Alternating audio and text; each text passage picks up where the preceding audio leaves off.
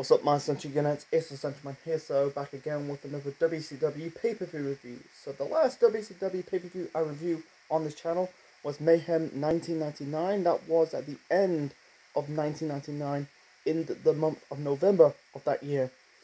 That show was notable for Bret Hart winning the vacant WCW World Heavyweight Championship against Chris Benoit in the final of the World Title Tournament. That was Vince Russo's second pay-per-view as the head writer of World Championship Wrestling. So I'm going to travel to the early parts of 1999 in the month of May. So far in the NWA/WCW pay-per-view review segments, I reviewed a Starrcade, Halloween Havoc, a Great American Bash pay-per-view, a Fall Brawl pay-per-view, Wrestle War, Super Brawl, Bunkhouse Stampede, that was in the NWA. I reviewed Chi-Town Rumble. So far, I haven't reviewed, and also Spring Stampede. Yeah, so far, I haven't reviewed a Slamboree show. So I'm going to review a Slamboree show. So I'm going to review WCW Slamboree 1999 at the TWA Dome. Right now it's called the Dome at the America Center in St. Louis, Missouri, on the 9th of May, 1999. So the attendance for the show was 20,516. Slamboree 1999 received about 195,000 PPV buys. Is the comparison of the previous year's Slamboree show. So the previous year's Slamboree show from 1998, the main event of that show was, Sting and the Giant defeating the Outsiders, Hall and Nash, for the WCW Tag Team Championships. Slamboree 1998 received about 275,000 pay-per-view buys. Nice and day.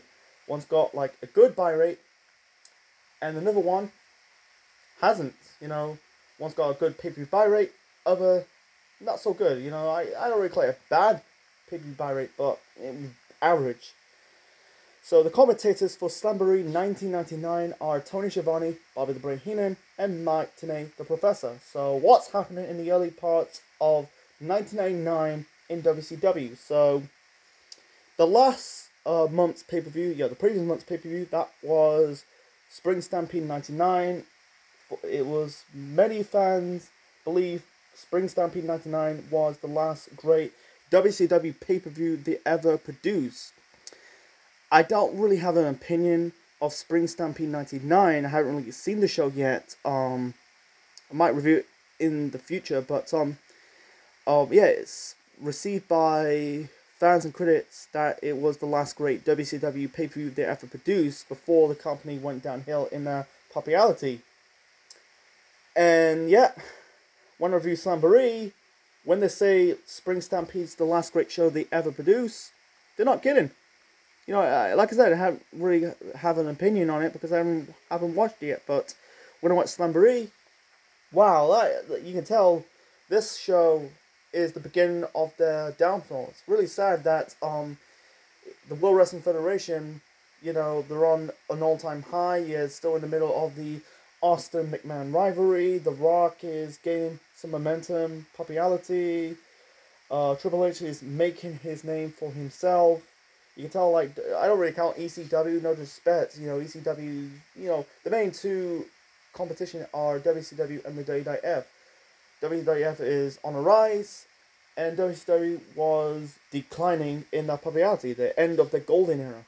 So, and by the way, this show took place before Over the Edge 99. That was a few weeks later. I think it was on the 23rd of May, and that show was notable for the death of Owen Hart.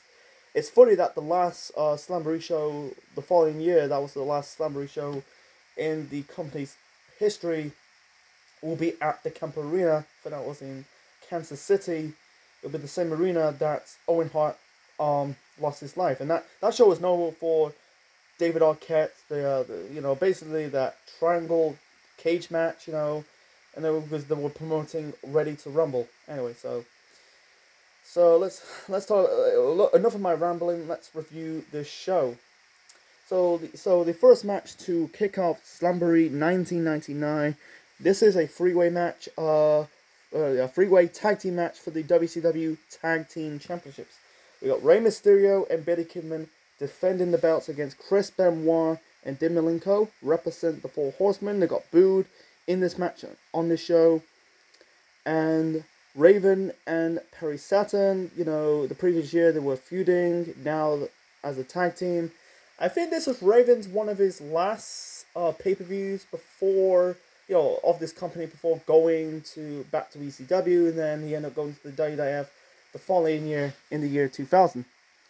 By the way, Saturn and Malenko, they are future members, I think they are future members of the Revolution, and also future members of the Radicals of the World Wrestling Federation the following year, in the year 2000. And in my opinion, this is the match of the night, the three-way tag team match for the tag team titles. Match of the night. I really like this match. The ending, this is a really on a consistent streak throughout the show. We'll get to my final rating of the show at the end of this review. But yeah, the match was really good. I really enjoy it. You know, a lot of high-flying moves and technical style wrestling. I really enjoy it. It's three guys starting the ring. It's just boom boom action. You know, it's a good way to get the crowds going. Here comes the ending. First of many bullshit booking endings of this show, and it's the same scenario as Mayhem '99. So here's the ending. So basically, Kidman was going for the shooting star press, but some guy wearing a baseball cap and a sting mask basically like stopping Kidman performing his finisher. In the end, you had Raven hit Kidman with the even flow, it's called. That was the DDT. And Malenko locking Saturn with the Texas Cloverleaf. Why they call it the Texas Cloverleaf? Because Malenko is not from Texas, he's from Florida. But the referee just basically did the 3 count. You know, you got Raven pinning Kidman, his former Flock member. And then referee called for the bell. You know, this is confusing. They didn't really restart the match, and here's the kicker: they restart the main event of the show. We'll get to the main event of the show later on in this review. And this show is this show has got like a triple main event. One of them is not really a part of the main event. It's not the final 3 match of the show. It's the 4th. We'll get to one of the matches later on in this review. So anyway, yeah, I don't like the ending. It's a bit shitty. You know, it was a good match, but...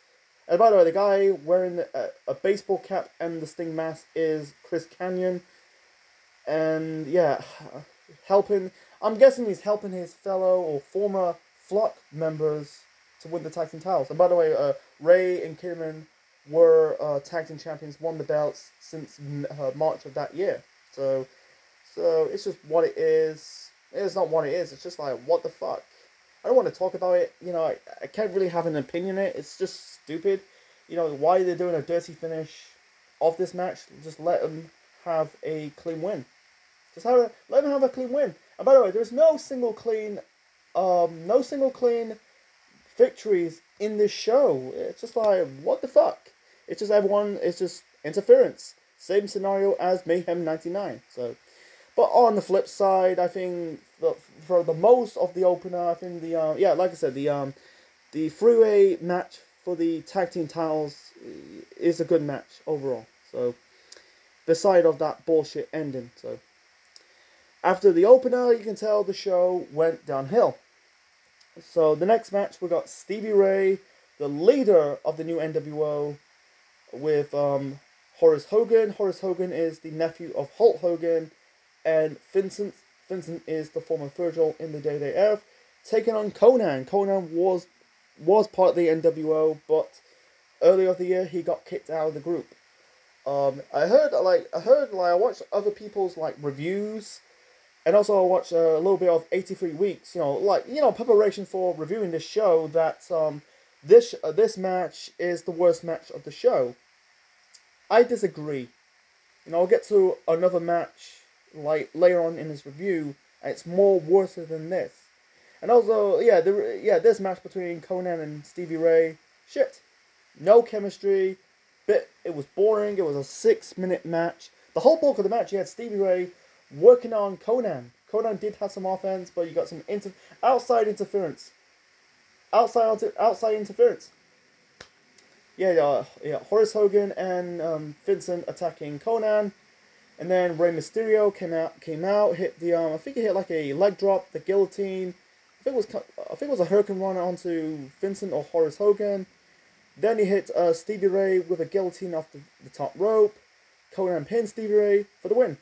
And by the way, I think this is setting up the No Limit group, and then the Filthy Animals. That'll be later on in 1999, but yeah. Crap match, moving on. And it's boring, by the way. And speaking of boring matches, the next match, this is a hardcore match. Just a hardcore match, because the hardcore title was later on in the year, in my last review, that was Mayhem 99. No, this is an ordinary hardcore match. We got Brian Knobbs taking on Bam Bam Bigelow. Boring match. Like I said, boring. 11 minutes. The Stevie Ray Conan match, that was 6 minutes.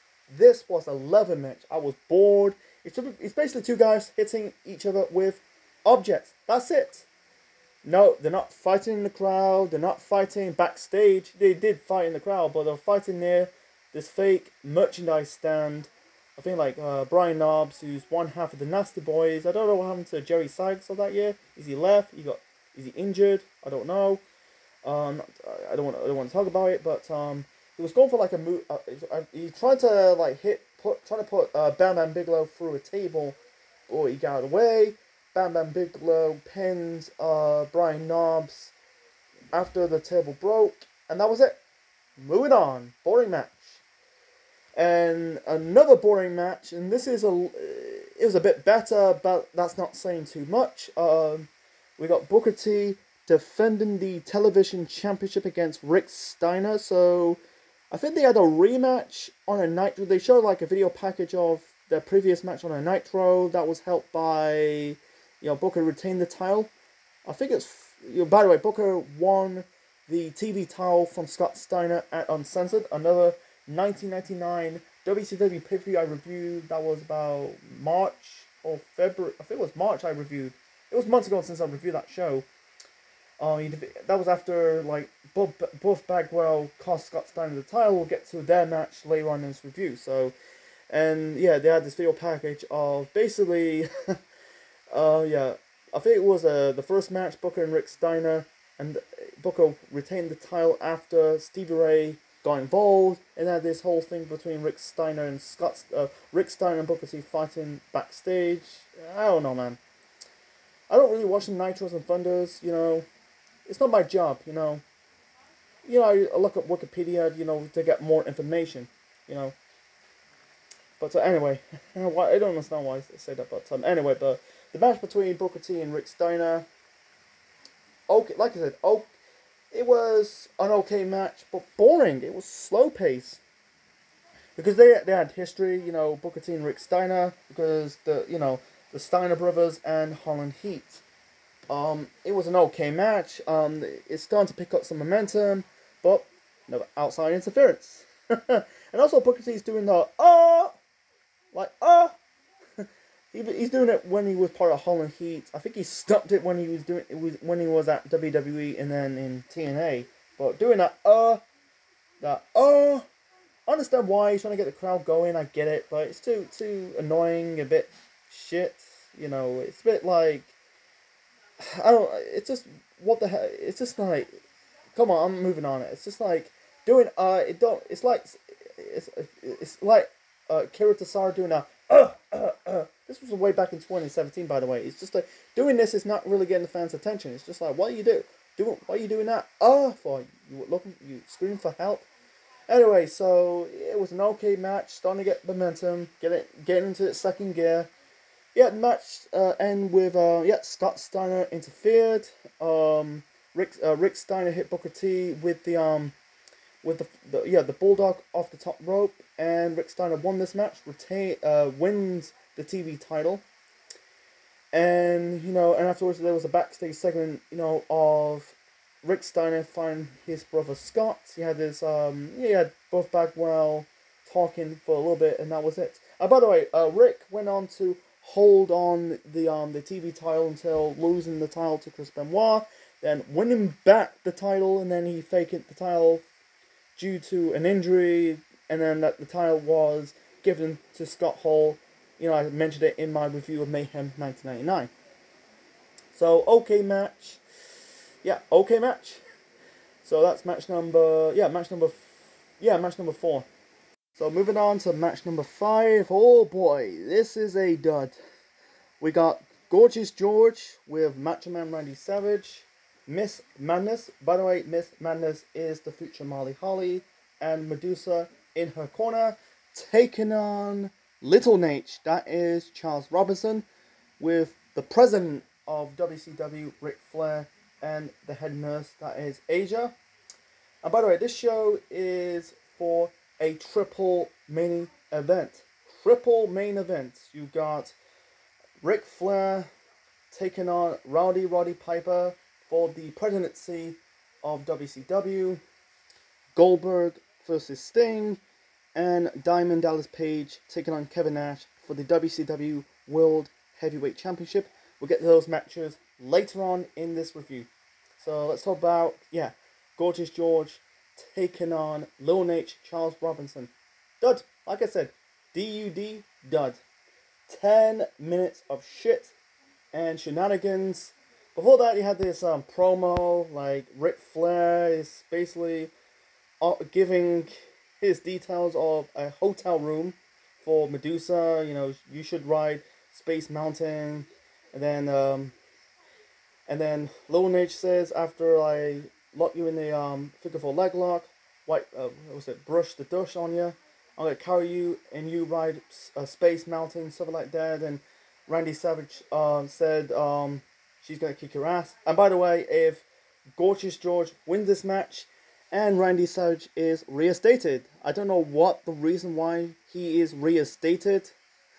But because he he kind of returned at the Spring Stampede show, because he returned after a year out because he suffered a knee injury the previous year in 1998. So yeah, nothing much to talk about this match between Gorgeous George versus Lil Nate, Charles Robinson.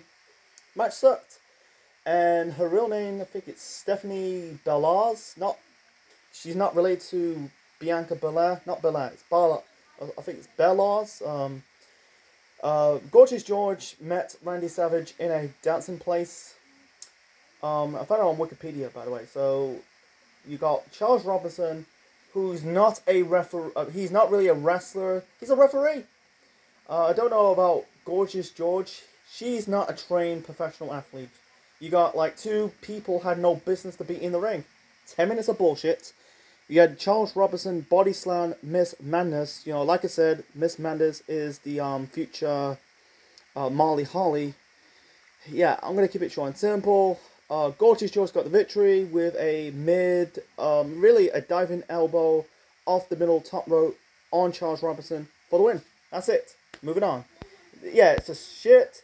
And by the way, the reason why, Charles Robinson is allied himself with Ric Flair, because he is the heel referee of the Four Horsemen. Because after the events of Uncensored, I think the NWO are the babyfaces and the Horsemen are the heels. And in this show, I don't think they were the heel. They're not really the babyfaces, the NWO. So, what the fuck is that? It's awful. It's all to pot, man. So, it's not the last time we'll see, Randy Savage on the show. We'll get to... He interfered in the main event. We'll get to the main event later on. So the next match, we got Big Papa Pop Scott Steiner defending the WCW United States Championship against Buff Bagwell. So, at Uncensored in March of that year, go and check out my review of WCW Uncensored 99. Bagwell cost Steiner the TV title against Booker T on that show. As the result, Steiner kicked Bagwell out of the NWO Wolfpack. The video package leading up to their build of their match on the show is basically Bagwell mimicking Scott Steiner with the blonde hair, the goatee, and mocking his catchphrase like "Holla, can you hear me?" and Big Bad Booty Daddy with some poop jokes. So the match between Bagwell and Steiner for the US title, decent match. It was a good match. Before that, you could tell the show was falling into the cliff after the opener. By the way, the opener of the show was a three-way tag team match for the tag team titles. This was a breath of fresh air. I like this match, but throughout the show, there is no clean finish of all these matches of this show. Bit of a side note, by the way. So, in the end, I think Bagwell trying to hit Steiner. I think it was going for the Blockbuster, and Rick Steiner came out of nowhere. He thought he was going to help Bagwell defeat Rick and become the new US champion, but instead, it was a swerve. Rick Steiner attacked Bagwell, hitting him in the back with a chair, and then, by the way, there was a referee bump. And in the end, Steiner locked Bagwell with the Steiner recliner. Steiner won this match and retained the United States title. By the way, he won the US title at Spring Stampede the previous month. So, as a result, yep, the reunited Steiner brothers. You know, because the previous year at Super Bowl, another show I covered in the past, that was the previous year that Scott Steiner turned on his brother Rick to join the NWO. 1 year later, reunited without any reason why. I don't want to get into it. So, yeah, like I said, it was a good match, but it was bogged down with bullshit. Bogged down with bullshit. I said in my review of Mayhem 99, I'm going to say in this review, bogged down with bullshit. All these matches, you know, without any clean finish. Because at least with Mayhem, you had, I think it was the Bagwell Kurt Hennig match. The match ended in a clean finish. But in this show, no clean finish. Interference, interference, interference. I'm going to say it again in my final ratings of that show. That'll be after I talk about the main event. So, moving on to the first of 3 triple main events. The first match of this triple main event, we got Ric Flair with Arn Anderson, the enforcer of the Four Horsemen, and the head nurse, that's Asia, by the way, taking on Roddy Piper. This is for the presidency of WCW. Yeah, presidency of WCW. Winner becomes the president of WCW. Sorry, I was speaking too fast, by the way. You know, I speak too fast. I'm trying to keep, you know, saying it slow and clearly. So, here's the build up to this. So, at the end of 1998, Ric Flair became the new president of WCW after defeating Eric Bischoff. I think it was the Nitro after Starrcade. Then, going into 1999, Ric Flair is abusing his powers like Bischoff. He's become crazy. He's become, like, not psycho, but kind of more crazier. You know, he's, like, taking his clothes. There's one segment on Nitro. You had Flair and Piper confronting. You had Flair taking off his clothes. I think he's in... Yeah, he had this thing, like, saying, like, I'm Ric Flair. He's supposed to say the president of WCW. He's just saying, I'm the president of the United States of America. And Mean Gene says, WCW, WCW. It's a bit of a side note. And also, there was one in this video package. You had Ric Flair shouted, say, "Shut up, kid." And also, the build up to this, you had Roddy Piper putting Ric Flair in a mental home. You can find this on YouTube. You had Ric Flair, you know, in a mental home, wearing his robe, dancing with nurses, singing, coming down the mountain as she comes. You know, people find it's cheesy. It is cheesy, but in reality, in my opinion, I think it's funny. You know, I think Ric Flair as a heel is fitting the storylines in WCW, but this segment, go and check it out. It's funny. So yeah, this is for the presidency of WCW. People say this match is a dud. It's a bit, but yeah, this is not a good match, you know. Yeah, not a good match. So much interference by Asia. By the way, I think he was, yeah, look at it on Wikipedia, she is known as the head nurse. But yeah, this is Asia's WCW pay-per-view appearance. You know, she debuted in March that year. Asia, I sent in my review of Mayhem 99. Asia is their answer to China. But the differences between Christy Wolf and Joni Lauer, I think, you know, at least Christy Wolf is a bodybuilder. I don't think she's trying to compete in bodybuilding. But the difference is, you know, China's taller. I think she's built around 6 feet tall. Asia is a bit shorter. I think she's about 5 feet 2. I looked up her Wikipedia page. So yeah, too much interference of Asia and Arn Anderson. And before that, Ric Flair. This is funny. Flair pushed the referee.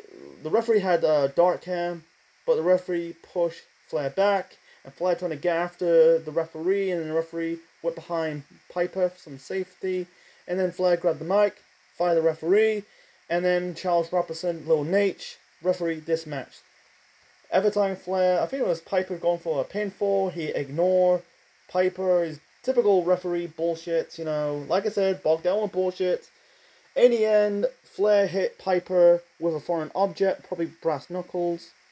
And you thought Flair won this match, but instead, you got the return of Eric Bischoff. And I think that they found out the match ended in other people's reviews of the show, they say it's non-contest, but not. I think it was no DQ, but non-contest. But it was a no D. They say it's ending in a disqualification, but yeah.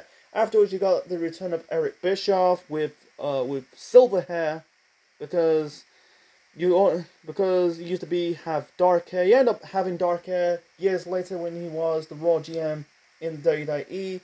This is his like, he turned babyface in the process. He basically grabbed the mic, confronting Ric Flair. Everyone knows, that piece of trash knows, you're the winner. And yeah, this is the whole storyline that Eric Bischoff is sorry about the, he used to be the Eagle Maniac authority figure, one of the leaders of the NWO, the kayfabe president of WCW. He's doing like, I made mistakes, It never, I don't think it went anywhere, and it backfired. It's got to be one of the worst face turns they ever did, because Bischoff is better off as a heel. He plays the character pretty damn well. And by the way, they had a rematch at the Great American Bash the following month, and Flair won, and Piper ended up joining Ric Flair. So without any reason, just if you can't beat him, join him.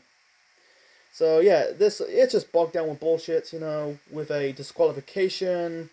Which is what it is. So it's just stacking up against Piper, make Piper like a joke, and let's move on. So the next match, we got Goldberg versus Sting. They're hyping up like, who is the franchise, blah blah blah. I think they did fight before, when Goldberg was still undefeated. At this moment in time, Goldberg got defeated. Because at this moment in time, Sting and Goldberg, they're not really doing anything. Really, yeah, not really doing anything. It's just what it is, I feel like the world title opportunities passed them by. Yeah, Sting went on to win the world title later on in the year, but you can tell, like, Sting and Goldberg, they just dwindled their funds in mid-card feuds. Goldberg just wrapped up his feud with Kevin Nash, because he's the one who ended his undefeated streak. And Sting was not doing anything, the world title opportunity is passed them by. So this match between Sting and Goldberg, on paper, like similar to earlier on the show between Steiner and Booker T for the TV title, it could be a good match, but it wasn't. But it was an okay match, but it was just mediocre. It was getting to the second gear. It was basically Goldberg looking in arm bars and Sting working on the leg of Goldberg. It was starting to be a good match. Sting was going for the second Stinger splash, but instead Goldberg did some kind of like a mini spear. And then we got Bret Hart. By the way, it was recently, not in our current timeline. Bret Hart came out of nowhere wearing his hockey jersey and hit Goldberg with the chair. And by the way, the reason why he was there, Bret Hart, because not too long ago, Goldberg self-proclaimed Spig Bret Hart but instead he got knocked out by his own spear. But in reality, Bret was wearing a metal, really a metal like plate underneath his hockey jersey. Yeah, Bret got smart. You can find it on YouTube. I think it was a bit creative. You can find it on YouTube. Just type in Bret Hart metal plate and you'll find it. Or Goldberg spear metal plate. You'll probably find the footage of Goldberg spearing Bret Hart, but this time, Bret's got the last laugh. So, and then afterwards you got the Steiners attacking Goldberg and Sting. It just made Goldberg. No one got over in this. Both Goldberg and Sting. And I think this is the way to win off Bret Hart because I think he's recovering from groin injury. And then, like I said, from the earlier of this review, this is the first pay-per-view, or this is the first pay-per-view before the whole situation with Owen, because this is a few weeks before Over the Edge. So Bret ended up like, it's a way to win off both Goldberg and Bret Hart. I'm trying to get my points across. So Goldberg ended up taking time off because he was filming the sequel to Universal Soldiers that stars Jean-Claude Van Damme and not Dolph Lundgren but Michael J. White. I don't know what the name of the sequel of Universal Soldiers. I've never seen Universal Soldier. I heard the first one's got Dolph Lundgren and Jean-Claude Van Damme. The second one's got Jean-Claude Van Damme and Michael J. White. Bret also quit because he's still recovering from the groin injury. And he came back, after Owen passed away and led up to his match with Benoit, the tribute to Owen Hart. So that was in May or June. It's one or the other. So moving on to the main event. So the main event, we got Diamond Dallas Page defending the WCW World Heavyweight Championship against Kevin Nash. So at Spring Stampede, DDP, first of two, by the way, DDP won his first world title on that show, that Spring Stampede, in a four-way. I think it was four-way. Him, Flair, Hogan, and Sting with Randy Savage as the special guest referee. Then I think it was on the Go Home show to Nitro. DDP lost the world title in a single night. He won a loss and won, regained the world title on a single night. I think it was like I said, the Go Home show to Nitro. He lost the world title to Sting on the Go Home. I think it was the Go Home show. I think it was on the 26th of April's episode of Nitro against Sting. Then went on to win the title back. So the match between him and Kevin Nash, okay match. This is an okay match, by the way. Okay match. People say it's a bad match. It wasn't really a bad match. Once again, bogged down with bullshit. So DDP was acting heelish, he's basically exposing the turnbuckle pad, hitting Nash with the microphone. And here comes the bullshit. So, by the way, the reason why, Randy Savage attacked Kevin Nash, DDP self-proclaimed won this match, regained the world title, but instead, Eric Bischoff came out of nowhere saying this match restarts, and the match restarts. And the reason why DDP won the world title at Spring Stampede, that was by his former arch nemesis Randy Savage, because they feuded in 1997. So I think that after Spring Stampede, the crowd turned on DDP. I'll get to more of that shortly. So the match restarted. In the end, Kevin Nash hit DDP with the jackknife. So the jackknife powerbomb, win this match, and Kevin Nash won the world title. I think it's the second time he won. Yeah, I think it was the second time.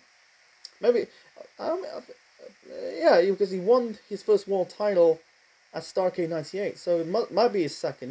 I think he won it 5 or 6 times in his run in WCW. I'm not really too sure on it. Don't quote me on that. So, and this is the part that the title is hot potatoing. WWF, like WCW and WWF's world titles, changed the really hot potatoes so many times in 1999. With the WWF, you had basically Rock and Mankind and Austin and Undertaker and Triple H and Big Show and Vince McMahon himself. In WCW side, you had Nash, Hogan, DDP, probably Ric Flair, I'm not too sure, Sting, Bret Hart. It's just like so many title changes. It's really defiled the belt. And DDP will not win the world title again until the following year in the year 2000, and then he went on to drop the world title for the final time against David Arquette on Thunder. That led up to the Freeway Thunder cage match at the following year's Slamboree show. So, yeah, the main event is just whatever. Wasn't a bad match. It wasn't great, but it could be a lot better. So, and the reason why Savage was there, and this just set up the next month's main event. You know, that's at the Great American Bash. Kevin Nash versus Randy Savage. And I think it's Savage. I think that was Savage's last match in WCW before leaving the company, coming back. He was supposed to be returning at Sin, but he didn't, and then WCW went out of business in 2001. So, and yeah, and also DDP ended up forming the Jersey Triad with him, Bam Bam Bigelow, and Chris Kanyon. Anyway, so my final rating for WCW Slamboree 99, I'll give it 3 out of 10. This is shit. When people say, you know, Spring Stampede, like I said, I didn't see Spring Stampede 99 yet. They say it's one of WCW's last great pay-per-view. Believe them. This show is the beginning of the end of WCW's popularity. I'm not doing this. You think I'm doing this to bash WCW? I'm not. You know, the goal is just watching the good shows and also watching a bad show. It's like watching a movie. You can watch a good horror movie and at the same time watch and review a bad horror movie or whatever movie you fancy. But yeah, this is a shit show. The match of the night for me is the opener, the Freeway tag team match for the tag team titles. Goldberg. It's not Goldberg. Steiner and Bagwell for the United States title. It was a decent match. It doesn't make me to go, wow, I need to go watch Slamboree 99 again. No. The okay is the okay. The TV title match was okay. Goldberg Sting, it could be better, but without any outside interference. And the main event is just the main event. It wasn't bad, but it wasn't great. You know, it was just like DDP as a heel. It's not really connecting, you know. But the bad is the bad. Like Stevie Ray versus Conan. You got the hardcore title match, not hardcore title match. The hardcore match between Bam Bam Bigelow and Brian Knobbs. The Ric Flair, Roddy Piper for the presidency of WCW. And holy shit. And Gorgeous George versus Charles Robinson. Why is it on a pay-per-view that people spending a lot of money? Beats me. And also the outside interference and bullshit. Why this show is received bad. It wasn't terrible, but wasn't great. This was just a fucking average shit show. So anyway, hope you enjoyed my review of WCW Slamboree 99. Leave your thoughts in the comment section below. Smash the like button, click the like, click the bell. Subscribe to the channel, be part of the Central Unit for more wrestling videos and more. Next time, we're getting away from 99. We'll stay in the 90s part of WCW. This time, we're going to 1997. So, the reason why, because not too long ago, I reviewed WWF King of the Ring 97. So, yeah, we're going to the WCW side of that year. So, next time I'm going to review... It's been a long time since I reviewed a Great American Bash, so I'm going to review the Great American Bash 1997. So this is Central Man Official signing out, and that's my review of WCW Slamboree 99. This was the only match you should watch on the network is the Freeway Tag Team match for the Tag Team titles. So yeah, this is a thumbs down show.